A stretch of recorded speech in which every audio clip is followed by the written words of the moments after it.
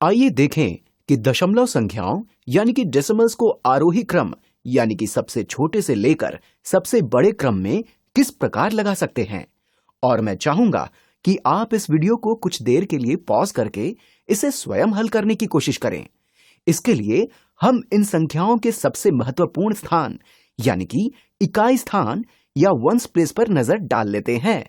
इनमें से किसी भी संख्या में इकाई स्थान पर कुछ नहीं है, इसलिए हम अगले महत्वपूर्ण स्थान को देखेंगे जो कि दशांश स्थान या टेंस प्लेस है। इस संख्या में 5 दशांश यानी कि 5 टेंस हैं। इस संख्या में 6 दशांश है। इस संख्या में 1 दशांश है। इस संख्या में 5 दशांश हैं। इस संख्या में 1 दशांश है। तो अगर हम सबसे कम दशांश स्थानों वाली संख्याओं को देखें तो इसमें केवल 1 दशांश है। इसमें केवल 1 दशांश है। इस संख्या में 5 दशांश हैं। इस संख्या में 5 दशांश हैं और इस संख्या में 6 दशांश हैं। तो अब हमने इन्हें दशांश स्थानों यानी कि टेंस प्लेस के हिसाब से क्रम में लगा दिया है। इन दोनों में दशांशों की संख्या समान है, इसलिए इन दोनों में से बड़ी संख्या पता करने के लिए हम शतांश स्थान यानी कि 100 प्लेस को देखेंगे। इस संख्या में 6 शतांश है।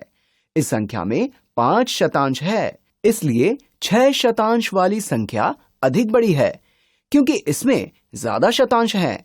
दोनों संख्याओं में दशांश समान है, लेकिन इस संख्या में शतांश इस संख्या से अधिक है और शतांश यानी कि 100 हजारहवे यानी कि 1000 से ज्यादा महत्वपूर्ण है। इसलिए इस बात से कोई फर्क नहीं पड़ता कि दोनों में से किस संख्या में ज्यादा हजारहवे हैं। इन दोनों संख्याओं में से इस संख्या में ज्यादा शतांश हैं, हालांकि इस संख्या में हजारहवे की संख्या भी अधिक है। और अब हम इन दोनों संख्याओं पर नजर डाल लेते हैं। इन दोनों में दशांशों की संख्या समान है, यानी कि दोनों संख्याओं में 5 दशांश है, लेकिन इस संख्या में 6 शतांश है, जबकि इस संख्या में केवल 2 शतांश है। इसलिए 6 शतांश वाली संख्या अधिक बड़ी है।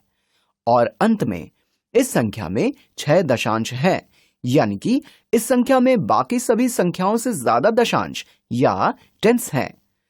इसलिए हमें बाकी स्थानों को देखने की आवश्यकता नहीं है। तो इस प्रकार हमने इन संख्याओं को आरोही क्रम या असेंडिंग ऑर्डर में लगा लिया है।